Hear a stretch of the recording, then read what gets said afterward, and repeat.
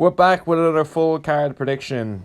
Royval, Brandon Raw Dog Royval is going to be taking Taira, the undefeated prospect within the flyweight division. Brandon Royval's definitely been one of the mainstays of flyweight for fucking years, and personally would be a top 5 most entertaining fighters for me in the entire roster. So I'm looking forward to this one. So to get straight into kicking off the whole card, we have Lucas Rocha versus Clayton Carpenter, another undefeated prospect. Not prospect, but another undefeated fighter. Clayton Carpenter. He's undefeated, like I said. He's 7-0. He is got one win in the UFC. He finished first round rear naked choke.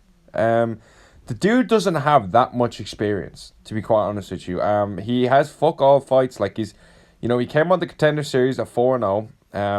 Then he won his Contender Series, making him fucking get a contract with the UFC.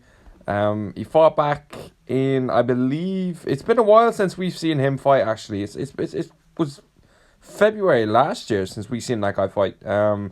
He's meant to be booked against Steve Ercik, which is actually fucking crazy when you think Steve Ercik's coming off a Kai Kara France fight and a title shot, which is pretty insane to think that this guy was going to be matched up against him. But don't let that undefeated record confuse you.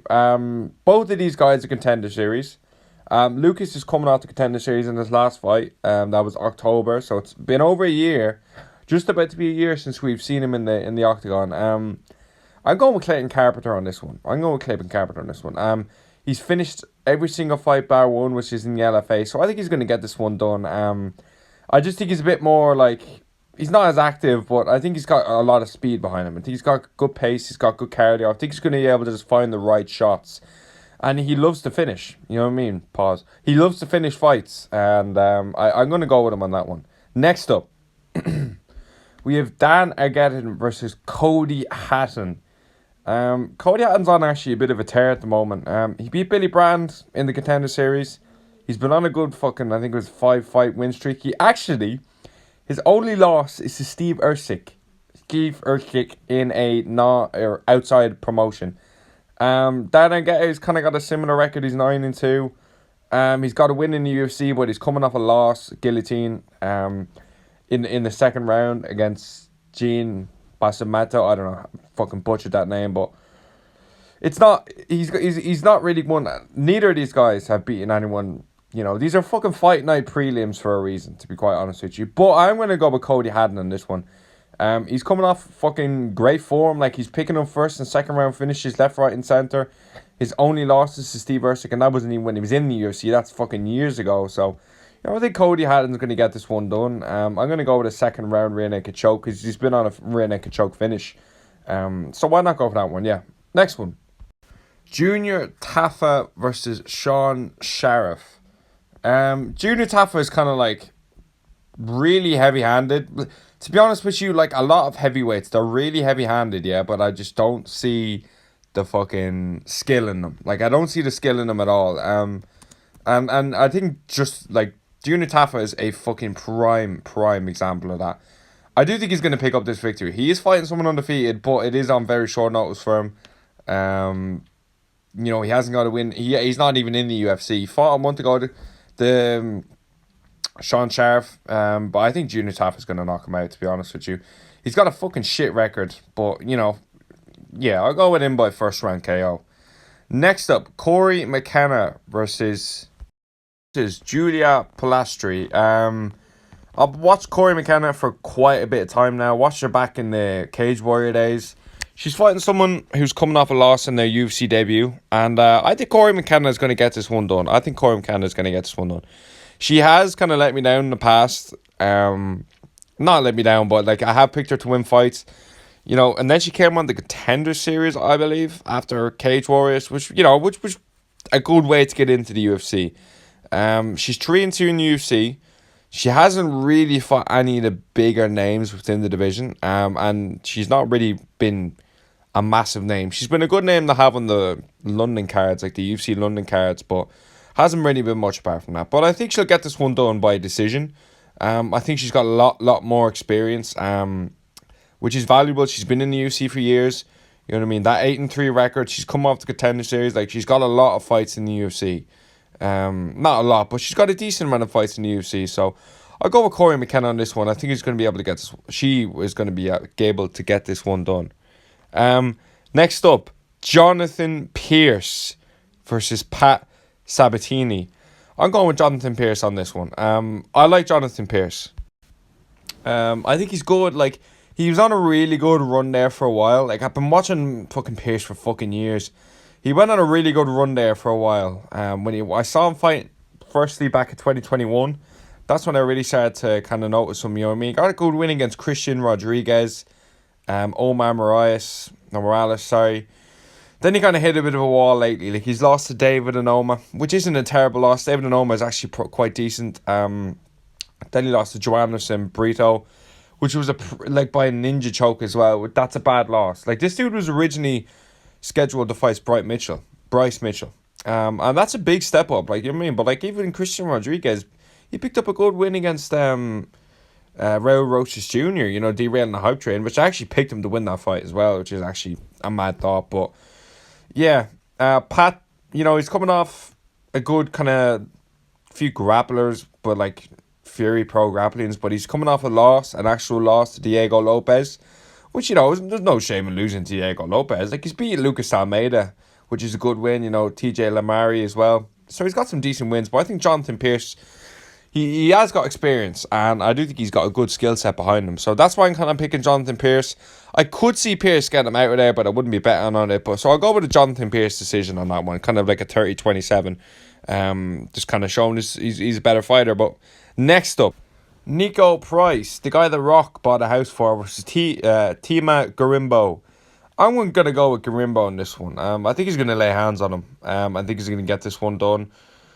He's got a lot of first round finishes on his record. Or he's got a few there. Early on in his career, he did pick up a bad loss to AJ Fletcher, which is quite a fucking shit one, and he did get submitted. But I think he's going to win this fight. Nico Price, like, you know, he is considerably high ranked for this kind of matchup. Like, he's coming off a nice win against Alex Morono, which is actually a fucking good win. But he's lost to people like Michel Pereira, Vicente Luque, Philip Rowe, Jeff Neal. Like, he's just losing to anyone good. He beat Randy Brown. Big up Randy Brown, because that's a fucking insane win. But he's fought Luque twice as well. He's lost both times. And we see now kind of Luque is now beat James Vick, which isn't really much of an achievement. But yeah, like, Robbie Lawler's on there too. Like, this dude's got fucking loads of fucking experience, and he's been around for ages, which is good and bad. It's not going to do much for him in this fight. I just think Temba is going to be able to get hands on him. I can see him getting Nico Price out of there quite early as well. I'm going to go with Temba via first round KO. That's going to be my fucking prediction. Bold one, I know, but we're going to go with that one.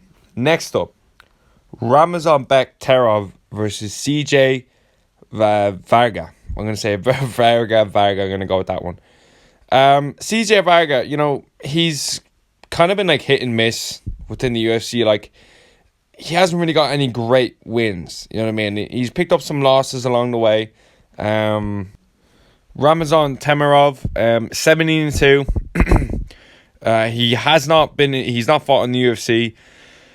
And he only fought he hasn't fought this year, but he's picked up names like, who the fuck are any of these? You know what I mean? He's got loads of first round finishes, to be fair. Which you know, all those first round finishes, they're gonna play a factor in this fight, and I think he's gonna be able to get this one done, to be honest with you. I'm gonna go with a second round finish here. Now, next up, opening up the main card, we have Josh Fremd versus Abdul Raska. Al-Shan. I'm just gonna call him Raska. This is a good fight. It's a nice one to open up the main card. Josh Fremd, like, has been very poor in his UFC career. He's coming off 2 losses. He got a good win against Jamie Pickett. He's lost to people like Anthony Hernandez in his UFC debut. You know, he hasn't got really great wins at all. He lost to Andre Petroski in his last fight as well. That was back in July. You know, he's making an appropriate turnaround. But both these guys are coming off losses. Abdul, he got submitted by Joe Pyfer. You know, Joe Pyfer's pretty good. And then he had a no contest with Cody Brundage. Lost to Joaquin Buckley too. You know what I mean? This guy had a 3-fight loss streak. He beat Nico Price, which was this dude's been in the UFC for fucking years. Back in 2016, like he's been in the UFC for fucking 8 years, and that's why I'm picking him in this fight. Like he even beat Claudio Ribeiro, which isn't a great win, but it's not exactly a bad win either. Do you know what I mean? Like, so I'm gonna go with him in this fight simply because of experience. Like when he wins, it's finish. Do you know what I mean? Like he puts people out. You know what I mean? Like he hasn't seen the judge's card for a win, apart from losing. That's the only time he's ever seen the judge's scorecard. So I think he's going to be able to get Josh Friend out of there. I don't think Josh Friend was really all that, to be quite honest with you, and I think he's going to get him out of there. Next up, we have Daniel Rodriguez, one of the biggest fucking OGs in the sport. Going to be taking on another OG, Alex Morono. Alex Morono really came off onto my radar when he fought Reese McKee, just because I've been following Reese McKee's career very closely. And that D-Rod, you know, he's been kind of always there. He's always fighting. He's always fighting someone good. You know, he got head kicked by Ian Gary, which was a fucking, you know, bit of a shit show. But Alex Morono is actually very good. And I am picking him to win this fight, to be quite honest with you. I just think experience is going to be a big factor in this fight. I think experience is going to be a big factor. D-Rod is a favourite, but I'll never bet on D-Rod, to be honest with you. I know Morono lost to Nico Price. I know he lost to Joaquin Buckley. I know he lost to Ponzinibbio, but still, he was winning that fight for most of it. He was winning that fight. He's got good wins. Like, he went on a good fucking streak. He lost to Pettis as well, Chaos Williams, 2 fucking savages. Do you know what I mean? So this guy needs to beat Max Griffin. Like, he's got some good wins on his record. D-Rod, I just think D-Rod's so inconsistent, man. I just think he's so fucking inconsistent. Like, you lose to Neil fucking Magny and get finished. You lose to Ian Gary. You lose to Kelvin Gastelum. You barely beat Zhang Wei Li, which I thought he lost. You beat Kevin Lee. These are all shit fucking wins. You beat Mike Perry, thank fuck. Dwight Grant as well. Gabe Green, Tim Means. Like, he's got some fucking good wins on his record. And don't get me wrong, but I'll never ever bet on D-Rod. Like, he's just so fucking... Like, you get finished by Neil Magny. That says everything I need to know, to be quite honest with you. I don't think he's going to win this fight. I just think he's, like... He could be so hit and miss. Like, if he shows up, he definitely can win this fight. Like, he's got good striking, but I just don't think he does the fundamentals too well. Like, I don't think he does the fundamentals too well. Like, I do think he's very hittable, and I just think he's fucking basic, man. I just think he's basic. I think Alex Morono is going to be a bit, not technical, but I think he could sniff out opportunities that are there for D-Rod to be hit and stuff like that. So I'm going to go with him on that one. I'm going to go with Alex Morono. He's a nice underdog, so if that was a bet, I'd probably bet on that one. But yeah. Next up, Grant Dawson. Grant Dawson was a fucking massive prospect in lightweight for me. He still is. Don't get me wrong. He still is, but he is coming off a loss. He's coming off a win, but he lost to Bobby Green, which was a massive stalemate in his career. But I'm going with Grant Dawson on this one. You know what I mean? I think Grant Dawson's going to get this one done. He's a massive, not a massive favourite, but Rafael Garcia, like, he beat Clay Guida. You know, that's it really. You know what I mean? But Grant Dawson's got some fucking skills, in my opinion. He's got some fucking great skills, and I think he's going to be able to get this one done. I think he's going to finish him in the second round. I just think he's a very good fighter. You know what I mean? The Bobby Green one, I feel like is a good humbling experience because he was on a massive streak there, and I felt it as well. Like, I thought Grant Dawson was going to run through Bobby Green.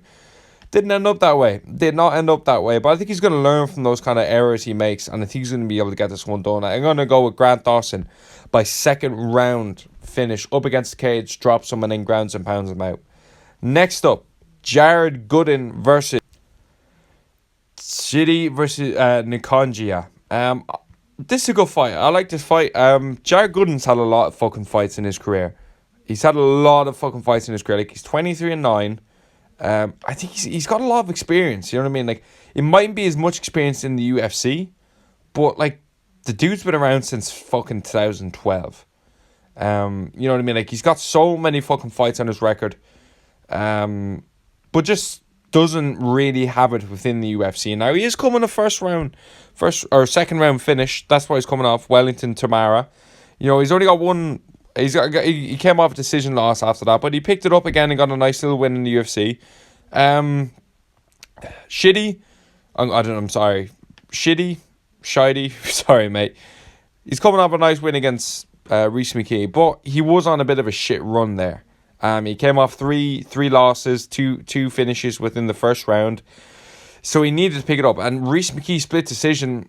That's not fucking great at all.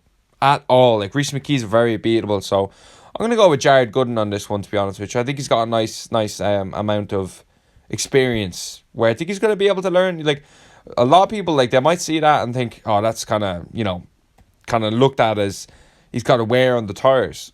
You know, you could look at it from two ways. Like, you look at it like that, or you could see this dude knows every trick in the book. Do you know what I mean? He knows every trick, and there's little things like experience can bring you. Like, when you're in those tough fights and stuff like that, and I'm not saying the other guy doesn't, but I just think when you've been in the game for fucking 14 years, he's been competitive fighting. Things like that, they all add up in my opinion, you know what I mean? That's really slept on, and I think that's going to be able to get this one done. I'm going to go with a third round submission. That's going to be my prediction. I don't really go with submissions because I feel like the submissions are just more rare and rare within the UFC now. I think people are getting a lot better and stuff like that, defending submissions and stuff like that, but yeah. Next up, we have Brad Tavares versus Jung Yong Park. He's coming off a loss to Andre Munoz, split decision, but he was on a nice run there for a while, you know what I mean? Like, he was on a 3-fight finish streak. 3-fight finish streak, but picked up a split decision in there as well. Brad Tavares, very hit and miss. Brad Tavares does have good fights, but doesn't really beat the best of the best. You know what I mean? He lost to Dricus du Plessis. He lost to Israel Adesanya. He even lost to Edmund Shabazian. Edmund Shabazian's a good fighter and all, but, like, if you're going to be making a title challenge, you know, not to say that Brad Tavares is ever going to do that, because he's not, but, like, beating Chris Weidman, losing to Bruno Silva, there's not much there to say, you know what I mean? So I'm going to go with Park on this one. He is coming off a split decision loss, but, you know, I just think he's going to be able to get it done. I think Brad Tavares is fucking a veteran. Like, he has been in fucking wars. And, yeah, I just don't really think Brad Tavares is that good. I don't think Brad Tavares is that good. But, yeah, go with Park on that one. Main event. One of my favourite fighters within the UFC, considering how fucking entertaining this guy is. Brandon Royval is going to be taking on the undefeated Tatsuro Taira. I'm going Brandon Royval on this one, man. Brandon Royval is probably one of the most underrated fighters in the world. And you have to remember, Brandon Royval is coming off a fucking win against Brandon Moreno. Brandon Moreno is one of the best bantamweights ever. Or, sorry, flyweights ever. Royval beat him in Mexico on short notice. It's kind of disrespectful that he has to fight down the rankings. But, you know, it was a split decision. But still, he's got some fucking sick wins against, you know, Match Now, first round submission. Mateus Nikolai, first round KO. Kai Kara France, second round submission. Tim Elliott, second round submission. He has lost to Pantoja twice. Maybe Pantoja just not one of those fighters he can't beat, but still. Taira is coming off a kind of injury with Alex Perez. You know, this dude's a fucking beast, man. Finish machine within his career, but I just think this is a massive step up. Like, Alex Perez, he's not that fucking good. Like, I hate to break it to you, but he's just not. And Brandon Royval's probably top 2. Like, him and fucking Pantoja are the best. Like, he's beat Moreno, he's beat Kai Kara France. You know what I mean? Like, he's beaten most of them, so I think Royval's going to get this one done, man. Royval's a nice underdog in this fight, so if you're betting and you have some money to spare, I think Brandon Royval's a great one. Like, Brandon Royval's scrambles are some of the best within the UFC, period. You know what I mean? The dude comes in there, he's going to sink the ship, and if he drowns, he doesn't give a fuck, which I love that about Royval. He's so entertaining, always comes to fight, you know what I mean? And dangerous, very dangerous. Like, he can grapple, he can strike. That's why I think Royval's going to get this one. No, not say Taira can't, because he can. Like, he's got fucking finishes from everywhere. And, like, fucking, I'm looking at his record, like, first, second round finishes from every single angle you can think of. And that's impressive. that's impressive. But I think experience as well. Royval's, co-main evented massive pay-per-views. He's headlining fucking Mexico. I'm going Brandon Royval. I think Brandon Royval is going to finish him in the 4th round, to be honest with you, via submission. So that's my official prediction for all these fights on the card. Let me know what you think below. Thanks for watching.